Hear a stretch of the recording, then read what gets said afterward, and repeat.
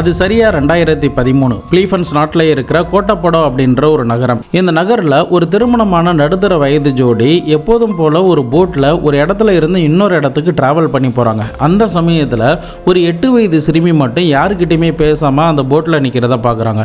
அப்போது அந்த சிறுமி கிட்ட போயிட்டு, ஏன் நீ மட்டும் தனியாக இருக்க, உன்னுடைய அப்பா அம்மா எங்கே அப்படின்னு சொல்லி கேட்குறாங்க. உடனடியாக அந்த சிறுமி, எனக்கு அப்பா அம்மாலாம் கிடையாது, நான் ஒரு அனாதை அப்படின்னு சொல்கிறான். இதை கேட்டதுமே அவங்களுக்கு ஏதோ ஒரு பரிதாபம் அந்த சிறுமி மேலே ஏற்பட ஆரம்பிக்குது.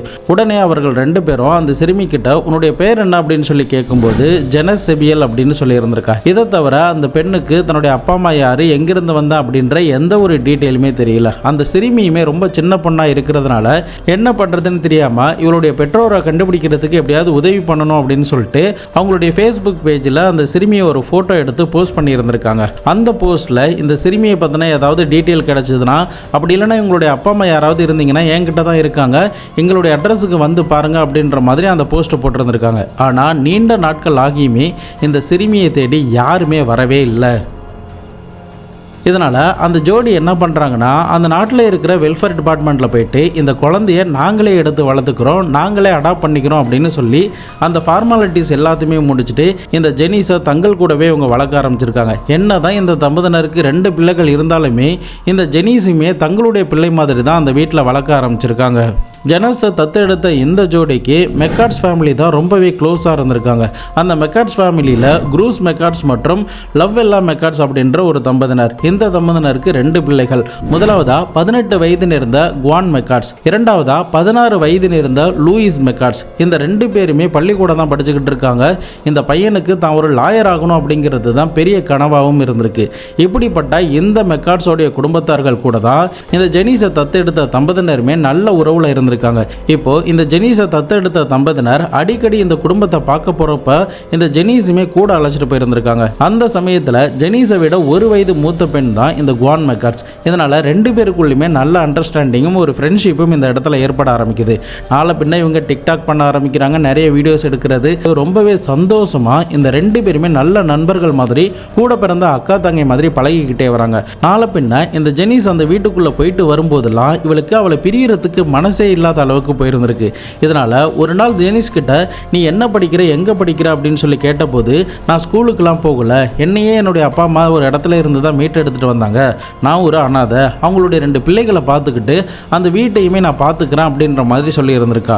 இதை கேட்டதுமே இந்த குவான் மெக்கார்ட்ஸ் அப்படின்ற அந்த சிறுமிக்கு ஒரு பரிதாபம் ஏற்பட ஆரம்பிக்குது. தன்னுடைய அப்பா அம்மா கிட்ட, நாம ஏன் இந்த சிறுமியை எடுத்து வளர்க்கக்கூடாது, நம்ம கூட அவங்க இருக்கட்டும்ப்பா அப்படின்ற மாதிரி அந்த க்ரூஸ் மற்றும் லவ்வெல்லா அப்படின்ற அவங்களுடைய அப்பா அம்மா கிட்ட இந்த குவான் மெக்கார்ட்ஸ் அப்படின்ற சிறுமி சொல்றா. குவானுடைய தம்பிக்குமே ஜெனிஸை பிடிக்கும் அப்படிங்கிறதுனால அவனுக்குமே இதில் எந்தவித ஆட்சேபனையுமே இல்லை. அதே சமயம் குவானுடைய அப்பா அம்மா தான் சில தயக்கங்கள் காட்ட ஆரம்பிக்கிறாங்க. ஏன்னா அவங்க 2 பேரும் ஒரு ஸ்கூல்ல டீச்சரை வேலை பார்க்குறாங்க. அவங்களுடைய வருமானமும் அவங்களுடைய குடும்பத்தை பார்க்கறதுக்கு மட்டும்தான் இருக்கு. அதே சமயம் பிள்ளைகளுக்காக அந்த வீட்டில் 2 பெட்ரூம் தான் இருக்கு. இதனால எப்படி நம்ம வீட்டில் வச்சு வளர்க்குறது அப்படின்ற மாதிரி கேட்டிருக்காங்க. இது கூடவே கிட்டத்தட்ட ஜெனிஸுக்கு ஒரு 18 வயது கிட்ட ஆக போகுது. அப்படி இருக்கிறப்போ நாம எப்படி இவ்வளோ தத்தெடுக்கிறது அப்படின்ற மாதிரி சொல்லி இருந்திருக்காங்க. ஆனால் குவான் அந்த சமயத்தில் என்ன சொல்கிறாங்கன்னா, அவள் வேணும்னா என்னுடைய ரூம்லேயே தங்கிக்கிட்டோம், நாங்கள் 2 பேருமே ஒரு ரூமை ஷேர் பண்ணிக்கிறோம் அப்படின்ற மாதிரி சொல்கிறாங்க. சரின்னு அந்த அப்பா அம்மாவுமே இந்த குவானுடைய முடிவுக்கு சம்மதம் தெரிவிக்கிறாங்க. இறுதியாக இந்த ஜெனிஸுக்கு 17 வயது இருக்கிற சமயத்தில் சரியாக ஜூலை மாதம் 2021 வகையில் அந்த சிறுமியை தத்தெடுத்து தங்களுடைய வீட்டிலேயே வளர்க்க ஆரம்பிக்கிறாங்க. அந்த பொண்ணுக்கு தேவையான பேசிக்கான நீட்ஸ் முதற்கொண்டு எல்லாத்தையுமே அந்த குடும்பத்தார்கள் பண்ணி கொடுக்குறாங்க. அப்படி இந்த ஜெனிஸ் அந்த வீட்டுக்கு போன 5 மாதம் கழித்து அந்த வீட்டில் ஒரு கொடூரமான ஒரு சம்பவம் நடக்க போகுது. சரியா டிசம்பர் 10, 2021 ஜெனிஸ் அந்த வீட்டுக்கு போய் 5 மாதம் கழித்து அன்றைய நாள் இந்த குவானோடைய அப்பா அம்மா எப்போதும் போல பள்ளிக்கூடத்துக்கு கிளம்பி போயிருந்திருக்காங்க. இப்போ வீட்டில் இந்த 3 பேர் மட்டும்தான் தனியாக இருக்காங்க. ரொம்பவே ஜாலியாக பேசி சிரித்தபடி தான் இருந்திருக்காங்க. ஆனால் திடீர்னு மதியம் 2 மணி வாக்கில் யாரோ 3 பேர் மாஸ்க் அணிந்த நிலையில் அந்த வீட்டுக்குள்ளே தடன்னு வந்திருக்காங்க. அப்போது இந்த குவானும் லூயிஸும் ஹாலில் உட்காந்து டிவி பார்த்துட்டு இருக்காங்க. மறுபக்கம் இந்த ஜெனிஸ் தன்னுடைய ரூமில் ஏதோ சில வேலைகளை பார்த்துக்கிட்டு இருக்காங்க. இந்த சமயத்துல தான் மாஸ்க் அணிந்த நிலையில 3 மர்ம மனிதர்கள் அந்த வீட்டுக்குள்ள நுழையிறாங்க. வீட்டுக்குள்ள நுழைஞ்சதுமே ஹாலில் டிவி பார்த்துக்கிட்டு இருக்கிற அந்த 2 பேரையுமே கண்ணா பின்னான்னு போட்டு அடிக்கிறாங்க. அங்கே இருக்கிற கட்டையை எடுத்து, அங்கே இருக்கிற கத்தியை எடுத்து கண்ணா பின்னான்னு அடிக்கிற சத்தம் எல்லாமே இந்த ஜெனிஸுக்கு கேட்குது. இதனால் பயத்தில் என்ன பண்ணுறதுன்னு தெரியாமல் ரூமை லாக் பண்ணிவிட்டு அந்த பெட்டுக்கு கீழே போய் இந்த பெண் மறைஞ்சிருந்திருக்கா.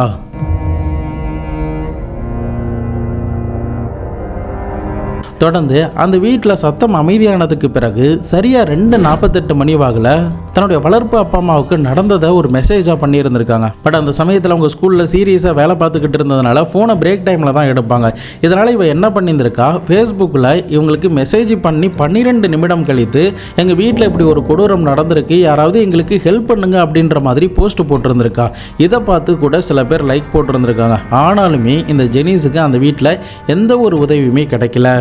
ஜெனிஸோடைய வளர்ப்பு அப்பா அம்மாவும் பிரேக் டைமில் இந்த மெசேஜை பார்த்ததும் பயங்கர ஷாக் ஆகுறாங்க. உடனடியாக 2 பேருமே பள்ளிக்கூடத்தில் இருந்து அவசரமாக தங்களுடைய வீட்டுக்கு வந்து பார்க்கும்போது வீட்டோடைய ஃப்ரண்ட் டோர் லாக் பண்ணப்பட்டிருக்கு. இதனால் பேக் டோர் வழியாக வந்து அந்த பேக் டோரை கிக் பண்ணி உள்ளே போயிருந்திருக்காங்க. அப்போது அந்த வீடு முழுக்க ஒரே இருட்டாக தான் இருந்திருக்கு. தங்களுடைய பிள்ளைகளுடைய பெயரை சொல்லி அந்த வீட்டுக்குள்ளேயே நுழையும் போது தான் அந்த வீட்டோடைய ஹாலில் ஒரு சிகப்பு கலர் பெயிண்டை தரையில் கீழே ஊற்றியிருந்தால் எப்படி இருக்குமோ அந்த மாதிரி ஒரு கொடூரமான ஒரு கிரைம் சீனை இந்த அப்பா அம்மா 2 பேரும் பார்க்குறாங்க. இவங்க ஆசையாக பெற்று வளர்த்த அந்த 2 பிள்ளைகளுமே கொடூரமான முறையில் அந்த ஹாலில் கத்தி குத்து காயத்தோட முகத்துலலாம் கண்ணா பின்னான்னு கத்தியால் குத்துனா எந்த அளவுக்கு ஒரு கொடூரமான ஒரு காட்சி இருக்குமோ அப்படிப்பட்ட ஒரு கொடூர காட்சியை தான் தங்களுடைய பெத்த பிள்ளைகளை இந்த அப்பா அம்மா பார்க்குறாங்க. இதை பார்க்கும்போது அந்த அப்பா அம்மாவுக்கு பயங்கர அதிர்ச்சி ஆகுது. அந்த ஹாலில் இருந்த அந்த கிரைம் சீனோடைய ஃபோட்டோஸை கூட நான் பார்த்தா ரொம்ப வார்த்தைகளால் சொல்லவே முடியாது, அந்த அளவுக்கு கொடூரமான முறையில் இருக்குது. அதை நீங்கள் யாராவது பார்க்கணுன்னு விருப்பப்பட்டீங்கன்னா டெலிகிராம் சேனலில் அப்டேட் பண்ணுறேன், மறக்காம வேணா போயிட்டு செக் பண்ணி பார்த்துக்கோங்க.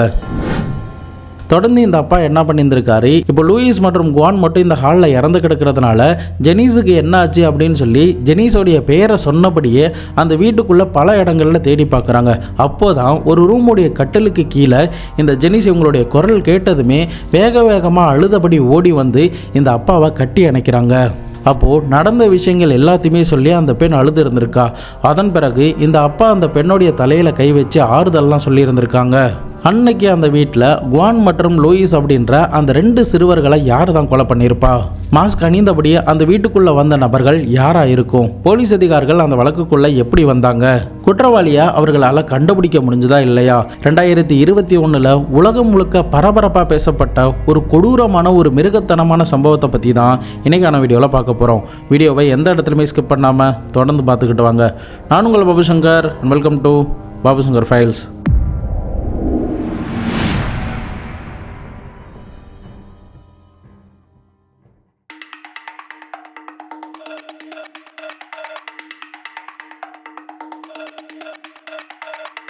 தகவல் கிடைச்சதுமே சம்பவ இடத்துக்கு போலீஸ் ஆஃபீஸர், ஃபாரன்சிக் ஆஃபீஸர் அப்படின்னு சொல்லிட்டு எல்லாருமே கொஞ்ச நேரத்திலே வந்திருக்காங்க. அப்போ கொடூரமான முறையில் இறந்து கிடக்கிற 2 பேருடைய சடலத்தை மீட்டு பிரேத பரிசோதனைக்காக அனுப்பி வைக்கிறாங்க. அந்த இடத்துல கம்ப்ளீட்டாக இன்ச்சு பை இன்ச்சாக செக் பண்ணி அவங்களுக்கு கிடைக்கிற எல்லா எவிடன்ஸுமே சேகரித்து கொள்ளவும் செய்கிறாங்க. இது ஒரு பக்கம் நடக்கும்போது அந்த கிரைம் நடக்கிறப்ப வீட்டில் இருந்ததுன்னா இந்த ஜெனிஸ் மட்டும்தான். இதனால் அந்த பெண்கிட்ட விசாரணை பண்ணும்போது தன்னுடைய வளர்ப்பு அப்பா அம்மா கிட்ட என்னென்ன விஷயங்கள்லாம் சொன்னாங்களோ அதே போலீஸ் ஆஃபீஸர் கிட்ட சொல்லியிருந்திருக்காங்க. மேற்கொண்டு இந்த ஜெனிஸ் அந்த பயத்தில் இருந்து மீளவே இல்லை. அந்த அளவுக்கு ஒரு பயத்தோட தான் இந்த ஸ்டேட்மெண்ட் எல்லாத்தையுமே கொடுத்துருந்துருக்காங்க. தொடர்ந்து மாஸ்க் அணிந்தபடி அந்த வீட்டுக்குள்ளே நுழைந்த நபர்களை பற்றி யாராவது தகவல் கொடுத்தீங்கன்னா அவங்களுக்கு ரிவார்ட்லாம் கொடுக்கப்படும் அப்படின்ற மாதிரி போலீஸ் ஆஃபீஸர் வெளியிடுறாங்க. இது ஒரு பக்கம் நடந்தாலுமே இந்த வீட்டுக்குள்ளே இருந்து வேறு ஏதாவது ஒரு சில தடயங்கள் கிடைக்குமா அப்படின்னு சொல்லிட்டு வேறு ஆங்கிளில் இருந்தும் கூட இந்த வழக்கை விசாரணை பண்ணுறாங்க. பொதுவாக ஒரு வழக்கு விசாரணை பண்ணுறாங்கன்னா இது என்ன மோட்டிவாக இருக்கும் அப்படிங்கிறத போலீஸ் ஆஃபீஸர் ஃபஸ்ட்டு கண்டுபிடிக்கணும். அது எல்லாமே கிரைம் சீனில் இருந்து தான் அவங்களுக்கு ஈஸியாக டீட்டெயில் எல்லாமே கிடைக்கும். ஃபார் எக்ஸாம்பிளுக்கு சொல்லணும்னா திருட வந்திருக்கான் அப்படின்னா கண்டிப்பாக வீட்டோடைய கேட்டையோ ஏதோ ஒன்று உடைச்சிட்டு வந்திருப்பான். ஒருவேளை அவங்களுடைய சொந்தக்காரங்களே யாராவது வந்திருந்தாங்கன்னா ஒரு ஃபோர்ஸ் பண்ணி உள்ள நுழைஞ்ச மாதிரியான எந்த ஒரு இதுவுமே தெரியாது. ஆனால் இந்த வீட்டில் பார்க்கும்போது கூட அப்படி தான் ஃபோர்ஸ் பண்ணி நுழைந்த மாதிரியான எந்த ஒரு தடயமுமே தெரியல. அந்த வீட்டில் இருக்கிற பொருட்கள் எல்லாமே உடஞ்சபடி இருந்திருக்கு. ஆனால் விலை மதிப்பு இருக்கிற பொருட்கள் எதுவுமே காணாமல் போகாமல் இருந்திருக்கு. இந்த சந்தேகம் ஒரு பக்கம் இருந்தாலும் இந்த வீட்டில் கொலை சம்பவம் நடக்கும்போது 3 பேர் இருந்தாங்க. அப்போது 3 ஆண்கள் மாஸ்க் அணிந்தபடி தான் இந்த வீட்டுக்குள்ளே வந்திருக்காங்க. ஆனால் இந்த ஜெனிஸை மட்டும் ஏன் உயிரோடு விட்டுட்டு போனாங்க அப்படின்ற சந்தேகம் தான் அவங்களுக்கு எழுது. ஆனால் ஜெனிஸ் கிட்ட இதை பற்றி கேட்கும்போது ரூமில் தாப்பா போட்டு பெட்டுக்கு கீழே இருந்ததாக சொல்லியிருந்திருக்காங்க. இது ஒரு பக்கம் இருந்தாலுமே அந்த வீட்டில் இறந்து போன 2 பேரை கொலை பண்ணுவதற்கு அந்த வீட்டில் இருக்கிற பொருட்களையே தான் பயன்படுத்தி இருந்திருக்காங்க. முக்கியமாக கிச்சனில் இருந்த கத்தி, பேஸ்பால் பேட், அது கூடவே ஒரு ஹேமர், இந்த 3 பொருட்களை வைத்து தான் இந்த 2 பேருமே கொலை பண்ணியிருக்காங்க அப்படிங்கிறத கண்டுபிடிக்கிறாங்க. இப்போ போலீஸ் ஆஃபீஸருக்கு என்ன சந்தேகம் வருதுன்னா, இந்த குவான் மற்றும் லூயிஸ் படிக்கிற பள்ளிக்கூடத்தில் இவங்களுக்கு யாராவது எதிரிகள் இருப்பாங்களா, அவர்கள் யாராவது வந்து இவங்களை கொலை பண்ணியிருப்பாங்களா அப்படின்ற மாதிரி கூட அவங்களுக்கு தோணுது. ஆனாலுமே அவங்களுக்கு எழுகிற இன்னொரு சந்தேகம் என்னன்னா, இந்த வீட்டில் இருக்கிற பொருட்களை வச்சு ஏன் இவங்களை கொலை பண்ணணும் அப்படிங்கிறது தான் ஒரு சந்தேகம் எழுது. இதை பற்றி அந்த டீச்சர் தம்பதியினரான அந்த வீட்டோடைய அப்பா அம்மா கிட்ட கேட்கும்போது, எனக்குமே இந்த சந்தேகம் இருக்குதான் சார். ஏன்னா இந்த ஹேமரை நான் லாண்ட்ரி ஏரியாவில் தான் வச்சுருந்தேன். அதே சமயம் இந்த பேஸ்பால் பேட்டு என்னுடைய பையனுடையது. அவனுடைய கபோர்டில் தான் எப்போதுமே வச்சுருப்பான். இந்த கத்தி எப்போதுமே கிச்சனில் தான் இருக்கும். ஆனால் இந்த சுற்றிலும் பேஸ்பால் பேட்டு இருக்கிற இடம் மட்டும் எப்படி அந்த கில்லருக்கு தெரிஞ்சுது? அப்போது இதில் ஏதோ ஒரு கோல்மால் நடந்திருக்கு அப்படின்ற மாதிரி அந்த அப்பாவுமே சொல்லியிருந்திருக்காரு. அதே சமயம் இன்னொரு முக்கியமான ஒரு ஸ்டேட்மெண்ட்டை சொல்கிறாரு. அதாவது அவர் தான் வந்து கிரைம் சீனை ஃபஸ்ட்டு பார்த்ததா போலீஸ் ஆஃபீஸர் கிட்ட சொல்லியிருந்திருக்காங்க. அப்போது ஆரம்பத்தில் இருந்து அவருக்கு எப்படி மெசேஜ் வந்தது, எந்த டைமிங்கில் வந்தது, அவர் எப்படி வந்தார் அப்படின்ற விஷயம் எல்லாமே டீட்டெயிலாக கொடுக்கும்போது, நான் என்னுடைய 2 பிள்ளைகள் இறந்து கிடக்கிறத பார்த்ததுக்கு பிறகு ஜெனீஸை தேடி போனேன். அப்போது பெட்டுக்கு கீழே இருந்து வேகமாக ஓடி வந்தான். என்னை கட்டி அணைச்சிட்டு நடந்த விஷயங்கள்லாம் சொன்னான். அந்த நேரத்தில் அவளுடைய தலையில் நான் கை வச்ச போது ஈரமாக இருந்துச்சு. அவள் என்ன சொன்னான்னா, அந்த 3 பேரும் போனதுக்கு பிறகு நான் பாத்ரூமில் போயிட்டு குளிச்சுட்டு வெளியில் வந்தேன் அப்படின்ற மாதிரி சொன்னான். இது எனக்கு என்னவோ இந்த ஜெனீஸ் மேலே தான் சந்தேகத்தை கலப்புது. இதை பற்றி நீங்கள் விசாரித்து பாருங்க அப்படின்னு அந்த அப்பா அம்மாவுமே சொல்லியிருந்திருக்காங்க. இதனால் ஜெனீஸோடைய ரூமில் போயிட்டும் போலீஸ் ஆஃபீஸர் விசாரணை பண்ணும்போது அந்த வீட்டில் இருக்கிற எல்லா பொருட்களுமே கலைஞ்சு தான் இருந்திருக்கு. அதாவது நிறைய கிளாஸ் பொருட்கள் எல்லாமே உடஞ்சிருந்திருக்கு. ஆனால் ஜெனீஸ் தன்னுடைய அப்பா கிட்ட சொல்லும்போது என்ன சொல்லியிருந்திருக்கானா, அவங்கள பார்த்ததுமே நான் வந்து ரூமை லாக் பண்ணிட்டேன், பெட்டுக்கு கீழே போய் ஒளிஞ்சிட்டேன் அப்படின்னு சொல்கிறான். இப்போது ரூம் உள்பக்கமாக லாக் பண்ணி இருக்கிறதுனால கில்லர் எப்படி இந்த வீட்டுக்குள்ளே நுழைந்து இவளை மட்டும் விட்டுட்டு போனால் இந்த பொருட்கள்லாம் வந்து எப்படி உடைச்சிருப்பான் அப்படின்ற சந்தேகமுமே எழ ஆரம்பிக்குது. இப்போ இவளுடைய ஸ்டேட்மெண்ட் முரண்பட ஆரம்பிக்கிறதுனால தான் முழுக்க சந்தேகம் இப்போ ஜெனீஸ் மேலேயே எழ ஆரம்பிக்குது. இறந்து போனவங்களுடைய அட்டாப்சி ரிப்போர்ட் மூலிமா என்ன தெரிய வருதுன்னா, 2 பேருமே சரியாக 2 மணிக்கெல்லாம் இறந்து போயிட்டாங்க. ஆனால் மெசேஜ் மட்டும் இந்த அப்பா அம்மாவுக்கு 2:48க்கு தான் போயிருந்திருக்கு. எதுக்காக இந்த 48 நிமிஷம் கேப் அப்படிங்கிறது சந்தேகம் வருது. இதற்கு அடுத்தபடியாக அந்த பொண்ணு வந்து 3 மணிக்கு சரியாக 12 நிமிடம் கழித்து சோஷியல் மீடியாவில் ஃபேஸ்புக்கில் சில போஸ்ட்லாம் போட்டிருந்திருக்கா. அந்த போஸ்ட்டில் பார்க்கும்போது 3 அழுகிற இமோஜி மட்டும் இருந்திருக்கு. பட் ஏன் இந்த 3 இமோஜி மட்டும் இருக்கணும் அப்படின்ற மாதிரியான சந்தேகமும் போலீஸ் ஆஃபீஸருக்கு எழுது. இது கூடவே இந்த போஸ்ட் போட்ட சில நிமிடத்திலேயே வந்து தன்னுடைய பெயரையுமே மாற்றிருந்திருக்கா. ஜேபி அப்படின்னு சொல்லி மாற்றிருந்திருக்கா. பட் இதெல்லாம் ஏன் பண்ணா, எதுக்காக பண்ணா, ஏன் இவ்வளோ நேரம் கேப்பு, எதனால் இவ குளிக்கணும் அப்படின்ற சந்தேகம் எல்லாமே போலீஸ் ஆஃபீஸருக்கு ஓட ஆரம்பித்து இவளை தனியாக கஸ்டடியில் எடுத்து விசாரிக்க ஆரம்பிக்கிறாங்க. ஜெனீஸை வளர்த்துக்கிட்டு வந்த அந்த அப்பா அம்மா கிட்ட இவளுக்கும் உங்களுக்கும் இருக்கிற ரிலேஷன்ஷிப் பற்றி சொல்லுங்க அப்படின்னு சொல்லி கேட்டிருந்திருக்காங்க. அப்போ அந்த அப்பா அம்மா என்ன சொல்கிறாங்கன்னா, நான் ஆரம்பத்தில் இவங்களை கூப்பிட்டுட்டு வீட்டுக்கு வந்தப்போ $200 கிட்ட எங்களுடைய பர்ஸில் இருந்து திருடிட்டா. நான் எங்கே போயிடுச்சு அப்படின்னு சொல்லி தேடிக்கிட்டே இருந்தேன். அப்போ தான் இவளுடைய பேக்கில் ரூமில் இருக்கிறத நாங்கள் பார்த்தோம். ஏன் எடுத்த அப்படின்னு சொல்லி கேட்டபோது, நான் தெரியாமல் எடுத்துனேன், என்னை மன்னிச்சிடுங்க அப்படின்ற மாதிரி சொன்னால், நாங்களுமே சின்ன பிள்ளைங்கிறதுனாலையும் அவளுடைய பேக்ரவுண்ட் எல்லாமே நமக்கு தெரியும் அப்படிங்கிறதுனாலையும் அவளை மன்னிச்சு நாங்களும் விட்டுட்டோம். மற்றபடி அந்த விஷயத்தை நாங்கள் பெருசாக எடுத்துக்கவே இல்லை. அதே சமயம் எங்களுடைய பயாலஜிக்கல் பிள்ளைகள் இறந்து போகிற அன்னைக்கு கால நேரத்தில் எங்களை ஃபர்ஸ்ட் டைமாக அப்பா அம்மா அப்படின்னு சொல்லி கூப்பிட்டா. அதாவது அவளை தத்தெடுத்தது நாங்கள் 5 மாதத்துக்கு முன்னாடி. ஆனால் திடீர்னு அன்றைய நாள் காலையில் எங்களை அப்பா அம்மான்னு கூப்பிட்டதுமே எங்களுக்கு ஏதோ சந்தோஷமாக இருந்துச்சே தவிர மற்றபடி இந்த மாதிரியான எந்த ஒரு சந்தேகமே வரவே இல்லை. எப்படி ஒரு துரோகத்தை அவள் பண்ணுவா அப்படிங்கிறத நாங்கள் கனவுல கூட நினச்சி பார்க்கல அப்படின்ற மாதிரி சொல்கிறாங்க.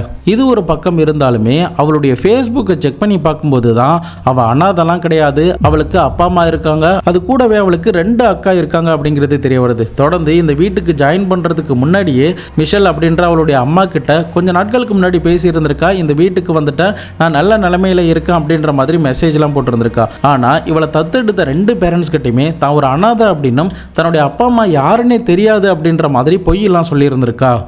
இதனால் இவன் நிறைய தில்லுமுள்ளு பண்ணியிருக்க வாய்ப்பு இருக்குது அப்படின்னு சொல்லிட்டு தான் இவளை கைது பண்ணி கஸ்டடியில் எடுத்து விசாரிக்க ஆரம்பிச்சிருக்காங்க. தொடர்ந்து போலீஸ் ஆஃபீஸர் இவளுடைய ரூமை மறுபடியுமே இன்வெஸ்டிகேஷன் பண்ண ஆரம்பிக்கிறாங்க. ஃபாரன்சிக் ஆஃபீஸர்லாம் வர வச்சு இஞ்சி பை இஞ்சா இடுக்கு முதற்கொண்டு எல்லாத்தையுமே செக் பண்ணி பார்க்குறாங்க. அப்போது ரத்தத்தோட இவன் நடந்து போன மாதிரியான தடயங்கள்லாம் தெரிஞ்சிருந்திருக்கு. இது கூடவே அவங்களுக்கு தேவையான எவிடன்ஸ் எல்லாத்தையுமே அந்த வீட்டில் இருந்து கலெக்ட் பண்ணதுக்கு பிறகு அந்த வீட்டை க்ளீன் பண்ணிவிட்டு நீங்கள் என்ன வேணாலும் பண்ணிக்கோங்க அப்படின்னு அந்த வளர்ப்பு அப்பா அம்மா கிட்ட சொல்லியிருந்திருக்காங்க. அதன் அடிப்படையில் அந்த அப்பா அம்மா அந்த வீட்டை க்ளீன் பண்ணிக்கிட்டு இருக்கும்போது மெர்லின் அப்படின்ற 17 வயது இருந்த ஒரு பையனுடைய ஐடி கார்டு அந்த இடத்துல இருந்து கிடைக்குது. இருக்குது. இதை பார்த்ததுமே அந்த அப்பா அம்மாவுக்கு இந்த பையன் யாரு, இவனை பற்றி நம்ம கேள்விப்பட்டதே இல்லையா அப்படின்ற மாதிரி ஒரு யோசனை வருது. இதை பற்றி போலீஸ் ஆஃபீஸர் கிட்ட சொல்லும்போது போலீஸ் ஆஃபீஸருமே அந்த ஏரியாக்குள்ள இந்த மெர்லின் வந்தானா அப்படின்ற மாதிரி விசாரணையை தொடங்கி இருந்திருக்காங்க. அப்படி விசாரணை பண்ணும்போது தான் சம்பவம் நடந்த நாள் அன்னைக்கு அந்த ஏரியாவில் இருக்கிற ஒரு பெட்டி கடையில் இந்த மெக்கார்ட்ஸ் ஃபேமிலியோடைய வீடு எங்க இருக்கு அப்படின்ற மாதிரி கேட்டிருந்திருக்கா. அப்போ அந்த வழியா 2 வீலர்ல வந்த ஒரு நபர் என்ன சொல்றாருன்னா, நான் அந்த வழியா தான் போறேன், வாங்க உங்களை டிரா பண்ணிடுறேன் அப்படின்னு சொல்லியிருந்திருக்காரு. உடனடியாக அந்த பைக்கில் ஏறி மெக்கார்ட்ஸ் ஃபேமிலியோடைய வீட்டுக்கிட்ட வந்திருக்கான். இது எல்லாமே 2 மணிக்கு முன்னாடி நடந்திருக்கு. ஸோ இதெல்லாம் வச்சு பார்க்கும்போது கண்டிப்பா இவன் இந்த வீட்டுக்குள்ள நுழைஞ்சிருப்பானோ அப்படின்ற மாதிரியான சந்தேகமும் அவங்களுக்கு எழ ஆரம்பிக்குது. இதனால இந்த மெக்கார்ட்ஸுக்கும் இந்த கைது செய்யப்பட்ட ஜெனிஸுக்கும் ஏதாவது சம்பந்தம் இருக்கா அப்படின்னு சொல்லி கிராஸ் வெரிஃபிகேஷன் பண்ணி பார்க்கும்போது தான் 2 பேருமே ஃபேஸ்புக்கில் நீண்ட நாட்களாக பேசிக்கிட்டு இருக்காங்க அப்படின்னும், அந்த பையனுடைய பாய் ஃப்ரெண்ட் கிடையாது, ஆனால் அந்த பையன் கூட இந்த பொண்ணு சுத்திக்கிட்டு இருக்கிறா அப்படின்ற மாதிரி தெரிய வருது. மேற்கொண்டு அந்த பொண்ணை விட இந்த பையன் வந்து ஒரு வயசு கம்மி இருந்தாலுமே அவங்க கிட்ட பண்ண சாட் எல்லாமே படிச்சு பார்க்கும்போது தான் வினோதமான சில விஷயங்கள்லாம் தெரிய வர ஆரம்பிக்குது. குறிப்பா இந்த ஜெனிஸ் தத்தெடுக்கப்பட்ட அந்த அப்பா அம்மாவுடைய சொந்த பிள்ளைகள் 2 பேரையுமே இந்த ஜெனிஸுக்கு பிடிக்கவே இல்லை. அவங்க மேல அதீத வெறுப்போட தான் அந்த வீட்டில் வாழ்ந்துகிட்டு இருக்கா அப்படின்ற மாதிரி இந்த பையன் கிட்ட பேசி இருந்திருக்கா. இதை எல்லாத்தையுமே போலீஸ் ஆஃபீஸர் அந்த சாட் மூலியமா தெரிந்து கொள்ளவும் செய்றாங்க. அதன் பிறகு அந்த மர்லின் அப்படின்ற பையனை தீவிரமா தேட ஆரம்பிக்கிறாங்க. மர்லினோடைய ஐடி கார்டு கிடைச்சிருக்கு, நீ அவங்கிட்ட பேசின விஷயங்கள் எல்லாமே நாங்கள் பார்த்துட்டோம் அப்படின்னு இந்த ஜெனிஸ் கிட்ட போலீஸ் ஆஃபீஸர் எவிடன்ஸ்லாம் சப்மிட் பண்ணும்போது தான் நடந்த உண்மைகள் எல்லாத்தையுமே ஒத்துக்கொள்ளவும் செஞ்சிருந்திருக்கா. சம்பவம் நடந்த நாளான டிசம்பர் 10ஆம் தேதி இந்த அப்பா அம்மா, அதாவது இந்த ஜெனிஸோடைய வளர்ப்பு அப்பா அம்மா எப்போதும் போல பள்ளிக்கூடத்துக்கு ஸ்கூலுக்கு வேலைக்காக போயிருந்திருக்காங்க. இதுதான் சரியான சந்தர்ப்பம் அப்படின்னு சொல்லிட்டு இவ பக்காவான ஒரு திட்டத்தை நீண்ட நாட்களாகவே போட்டுக்கிட்டு இருந்திருக்கா. அதாவது தனியாக இந்த 2 பேரும் இருக்கிற சமயத்தில் இவங்களை அடித்து கொண்டுடலாம், அதன் பிறகு இந்த வீட்டுக்குள்ளே ஸ்ட்ரேஞ்சர் நுழைந்து இவங்களை கொலை பண்ணிட்டாங்க அப்படின்ற மாதிரி ட்ராமா நடத்திடலாம் அப்படிங்கிறது தான் இவளுடைய பிளானாகவும் இருந்திருக்கு.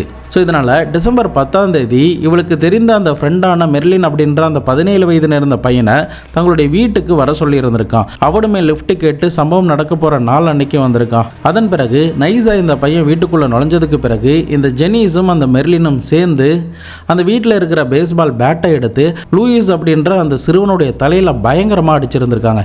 அதன் பிறகு அந்த பையன் மயக்கம் போட்டு விழுந்திருக்கான். அவங்களுடைய பிடியில இருந்து தப்பிச்சு போயிடக்கூடாது அப்படிங்கிறதுக்காக உடனடியாக லூயிஸோடைய கைகள் 2ஐயுமே பின்னாடி கட்டி இருந்திருக்கா. அதன் பிறகுதான் கிச்சன்ல இருக்கிற கத்தி எடுத்துட்டு வந்து அந்த பையனை கண்ணா பின்னான்னு குத்தி இருந்திருக்கா. கொஞ்ச நேரத்தில் மயக்கம் தெளிஞ்சதுமே அந்த பையனால வலி தாங்கவே முடியல.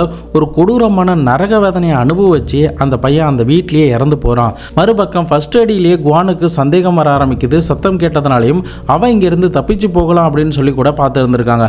ஆனா ஜெனிஸ் குவானை தப்பிக்க விடாம அவளுடைய காதுல, முகத்துல, நெஞ்சில் அப்படின்னு சொல்லிட்டு கண்ணா பின்னான்னு அங்க இருக்கிற கத்தியால குத்தி இருந்திருக்கா. அந்த சுத்தியலாலுமே பேஸ்பால் பேட்டாலுமே கொடூரமான முறையில் இந்த குவானையுமே அடிச்சு அந்த இடத்துல கொலை பண்ணி இருந்திருக்கா. அதன் பிறகு இந்த மெர்லினுமே எஸ்கேப் ஆகி போயிருந்திருக்காங்க. இந்த ஜெனிஸுமே எதுவுமே தெரியாத மாதிரி பாத்ரூமுக்கு போயிட்டு குளிச்சுட்டு பெட்டுக்கு கீழே உட்கார்ந்தபடி சில மெசேஜ்லாம் தன்னுடைய அப்பா அம்மாவுக்கு அனுப்பியிருந்திருக்கா. ஃபேஸ்புக்கில் நேம் மாற்றி இருந்திருக்கா.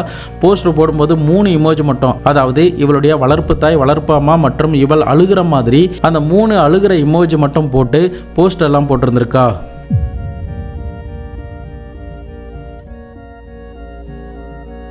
மேற்கொண்டு தான் மேலே சந்தேகம் வந்துடக்கூடாது அப்படிங்கிறதுக்காக தான் ரூமில் இருக்கிற பொருட்களையுமே பூட்டிட்டு தன்னுடைய ரூமையுமே தாப்பா போட்டுட்டு பெட்டுக்கு கீழே ஒளிஞ்சிருந்த மாதிரியும் அந்த வளர்ப்பு அப்பா இவளை தேடிக்கிட்டு வரும்போது அந்த ரூமுடைய லாக்கை திறந்துட்டு இவ வெளியில் ஓடி அவங்கள கட்டி அணைக்கும் போது ஈரமாக இருக்கிற மாதிரியான விஷயத்தை எல்லாத்தையுமே அந்த அப்பா நோட் பண்ணி இருந்திருக்காரு.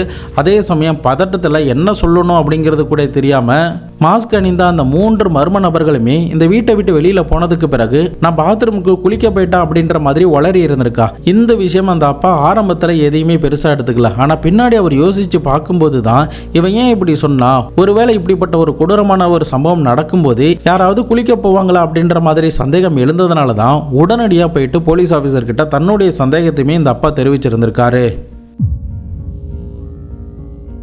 இறுதியா நீதிமன்றம் இவர்கள் 2 பேருமே சிறார் ஜெயிலில் அடைச்சிருந்திருக்காங்க.